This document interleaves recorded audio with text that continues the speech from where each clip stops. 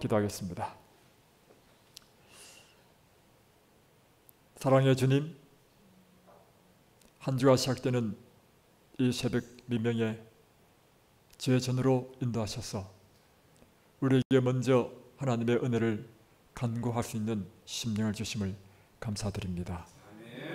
이 아침에도 저희들이 먼저 우리의 생명의 싹을 주님 앞에 드리오며 우리의 모든 존재와 우리의 모든 소유가 주님께로부터 왔사오니 우리가 마땅히 주님께 돌려드리며 우리의 모든 의지와 우리의 모든 생각과 우리의 모든 감정에 이르기까지 주님 앞에 전적으로 굴복하기를 원하오며 우리가 주님과 함께 십자가에 못 박히고 이제 우리가 사는 것은 내가 아니라 그리스도께서 사시는 삶, 오직 성령께서 우리 심령 속에 충만하게 임재해 주셔서 그리스도께서 내 안에 계시며 우리가 그리스도 안에 가는 거룩한 삶으로 이 아침을 열게 해 주옵소서.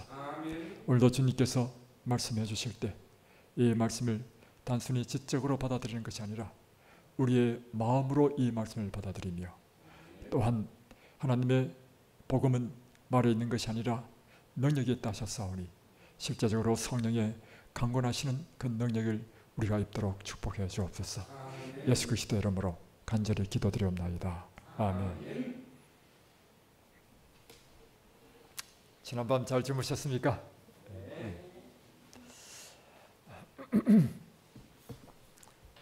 오늘 이제 데이 19일째 정거와 성령 침례의 필요성에 대해서 함께 보겠습니다.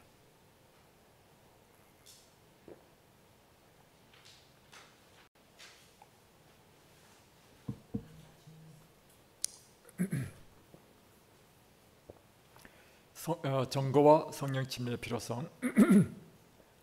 정가는 이래 성령의 침례가 필요하다는 것이 신약 성경의 명확한 입장이며 예수님의 경험에서도 찾게 됩니다. 누가는 그때로부터 예수님께서 성령 충만하셨으며 권능으로 사역하셨다 말합니다. 그러니까 오늘의 주제는 무엇인가 하면 이 복음을 전가하는 일에 있어서 성령의 침례, 다른 말로 표현하면 성령의 충만함이 절대적으로 필요하다는 것입니다. 이것이 신약 성경의 명확한 가르침이고 또한 예수님의 경험을 통해서 우리에게 보여주는 명확한 표시라고 하는 것이죠. 그래서 누가복음에 보면 예수님께서 성령 충만하셨으므로 권능으로 사역하신 것을 보여줍니다. 누가복음 4장 18절로 19절에 보면 주의 성령이 내게 임하셨으니 이는 가난한 자에게 복음을 전하게 하시려고 내게 기름을 부으시고 나를 보내사 포로된 자에게 자유를 눈먼 자에게 다시 보게 함을 전파하며 눌린 자를 자유롭게 하고 주의 은혜의 해를 전파하게 하려 하심이라 하였더라.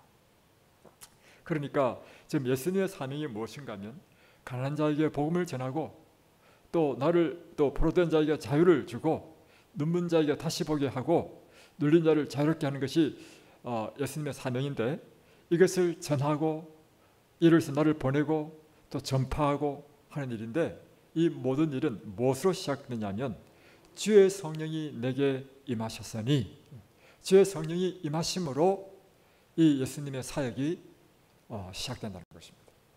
주의 성령이 임하심으로 예수님의 이 사역에 대한 권능이 주어졌다는 것입니다.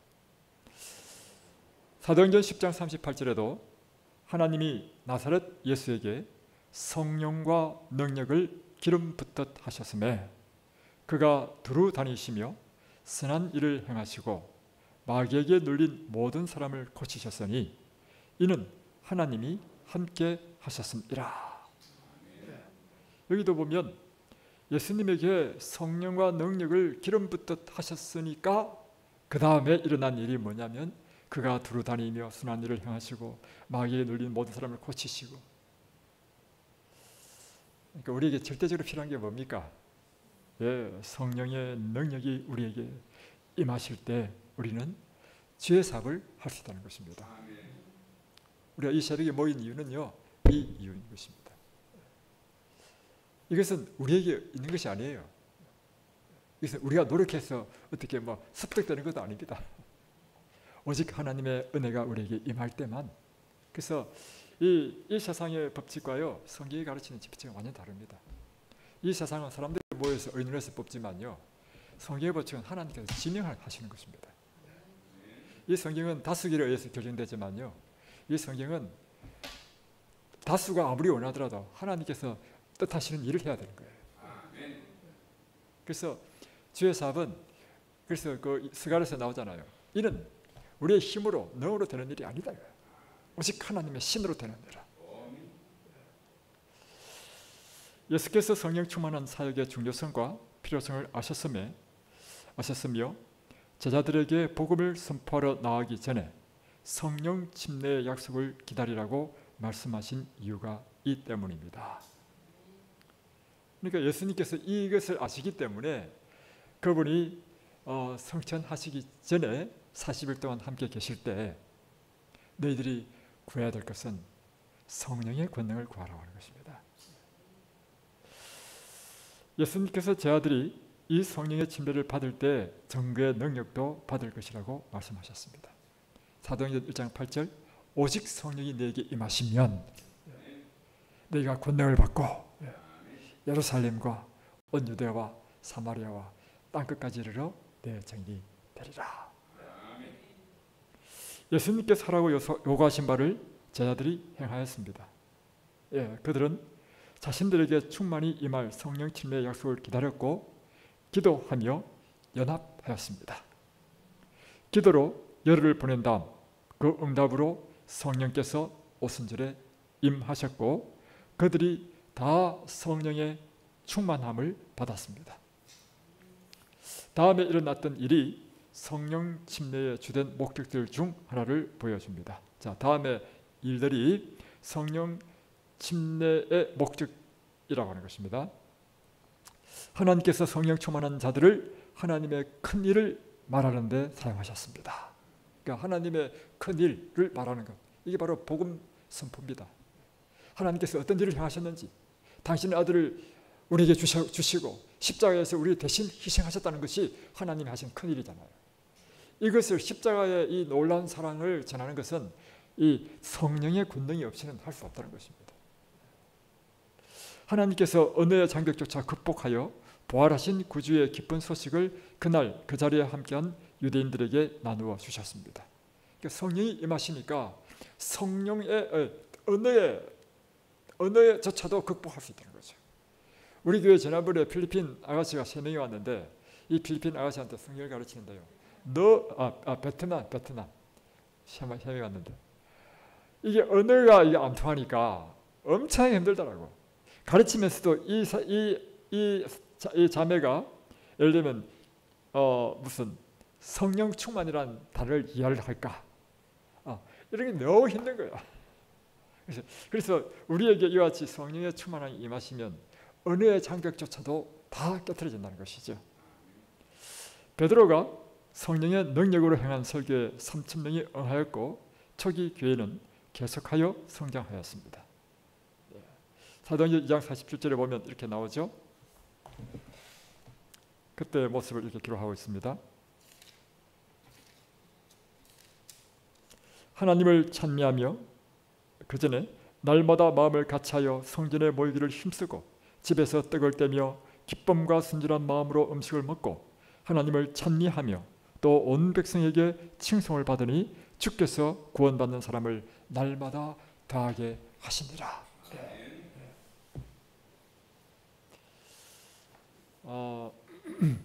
그래서 성령의 권능이 임하니까 이처럼 구원받는 사람이 날마다 더해지는 이런 역사가 일어난다는 것이죠.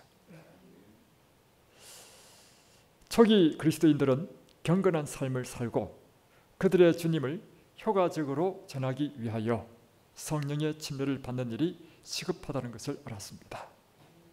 성령의 침례가 그토록 중요하였기에 많은 사마리아 사람들이 예수님을 주님으로 받아들이고 빌립의 사역 아래 물의 침례를 받았습니다. 그때 베드로와 요한이 그들을 만나기 위하여 파견되었으며 그들에게 안수하며 성령의 침례를 위하여 기도하였습니다. 그러니까 빌립이 이제 우리 스데반이 돌로 맞고 순교함으로 인하여 이 그리스도인들이 이제 핏발 피하여 사방을 흩어졌지 않습니까? 그때 빌립이 사마리아 지역으로 가서 전도를 했는데 많은 사람들이 믿게 됐습니다. 그러나 그때 베드로와 요한이 그 보고를 받고 내려갔단 말이에요. 사마리아 어떤 일이 났는지 보니까 정말 큰일이 일어났어. 근데 보니까 그들이 성령을 받지 않았다는 거예요. 그래서 이 베드로와 요한이 한 일이 뭐냐면 이미 침례를 받은 그 사마리아의 성도들을 위하여 이 성령의 침례를 위하여 기도했단 말이에요. 그래서 그들이 성령을 받는 이야기가 나옵니다. 그러니까 오늘 이 말은 다른 말로 표현하면 오늘 우리 진접 뉴스타트 교회 성도들이 다 교인이잖아요. 그럼에도 불구하고 우리에게 필요한 것이 뭐냐면 우리 한 사람 한 사람에게 성령의 침례가 필요하다는 것입니다. 하나님께서 사울을 다메섹으로 가는 길에서 부르실 때도 동일한 상황을 보게 됩니다. 그리스도께서 이 상황 가운데 사울에게 당신 자신을 나타내셨습니다. 사울이 길을 가다가 다메섹에 가까이 이르더니 호련히 하늘로부터 빛이 그를 둘러 비추는지라 땅에 엎드러져 들음에 소리가 있어 이르시되 사울아 사울아 내가 어찌하여 나를 박해하느냐 하시거늘 대답하되 주여 누구시니까 이르시되 나는 내가 박해하는 예수라 너는 일어나 신으로 들어가라 내가 행할 것을 내게 이를 자가 있느니라 하시니 같이 가던 사람들은 소리만 듣고 아무도 보지 못하여 말을 못하고 서 있더라. 그러니까 이제 사울이 스데반 순교 이후에 이제 기세가 등등해서 이제 그리스도인을 다 잡아서 이제 옥에 가두려고 다메섹으로 가는 도상에 예수님을 만나게 되죠. 아주 강렬한 빛의 이 사울이 그 말에서 떨어져 버립니다. 그럴 때 하늘에서 소리가 나서 사울아 네가 왜 나를 핍박하느냐. 그러니까 누시니까 나는 네가 핍박하는 예수다. 그러면서 이 예수님께서 사울에게 특별한 지시를 하죠. 뭐냐면 신으로 들어가라. 내가 한 사람을 보낼 것이다. 그래서 하나님께서 또한 아나니아 천사를 보내서 아나니아에게 사울에게 가도록 하죠. 그 아나니아가 사울에게 가서 한 일이 뭐냐면 사울에게 안수하고 기도함으로 사울에게 침례를 이 성령의 침례를 먼저 베풀었다는 것입니다. 그래서 우리가 이 기독교인들은요 성령이 없는 기독교는 쉽게 표현하면 기독교인이 아닙니다. 한마디로. 자 그래서 후에 하나님께서 아나니아를 사울에게 보내셨고 안수하게 하셨으며 성령으로 충만하여 눈을 다시 볼 수 있게 해달라고 기도하였습니다. 아나니아가 떠나 그 집에 들어가서 그에게 안수하여 이르되 형제 사울아 주 곧 내가 오는 길에서 나타나셨던 예수께서 나를 보내어 너로 다시 보게 하시고 성령으로 충만하게 하신다 하니 즉시 사울의 눈에서 비늘 같은 것이 벗어져 다시 보게 된지라. 일어나 침례를 받고 성령 충만의 결과로서 사울은 힘을 더 얻었습니다.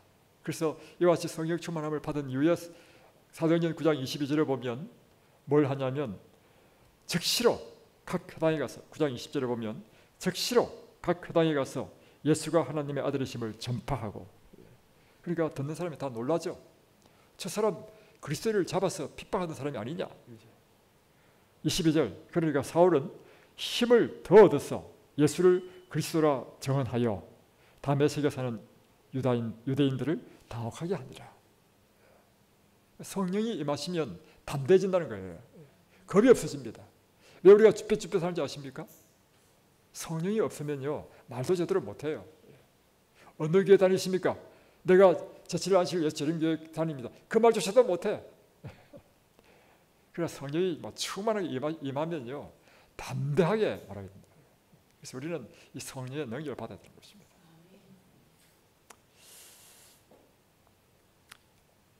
여기서 힘을 얻었다는 단어는 단순히 육체적 힘을 언급하는 것이 아닙니다. 본문이 의미하는 바는 사울이 복음을 전하는 데 있어서 영적인 힘과 권능이 강해졌다는 것입니다. 아나니아가 사울을 위하여 기도했을 때 사울에게 임한 성령 침례의 결과는 전거하기 위하여 영적인 힘과 권능을 받은 것이었습니다. 오늘 이 시간 우리가 기도하고자 하는 것은요, 바로 이 초대 예수님의 사역에서 나타났던 것처럼 먼저 그분은 주의 성령이 임하심으로 그분의 사역을 시작하실 수 있었습니다. 그래서 예수님께서는 그의 제자들에게 그분이 성천하시고 난 다음에 이 복음 사업을 하기 전에 먼저 성령의 충만을 받도록 말씀하셨습니다. 그리고 하나님께서는 사울을 택하실 때도 그에게 먼저 성령의 충만함을 받게 하셨습니다. 그 이후에 그들은 힘을 얻어서 담대하게 복음을 전할 수 있었다는 것입니다. 오늘 우리에게 필요한 것이 있다면 바로 이와 같이 증거하기 위하여 영적인 힘과 권능을 받는 것이 먼저 필요한 것입니다. 그러므로 이 시간에 함께 성령의 충만함을 간구하십시다. 기도하겠습니다.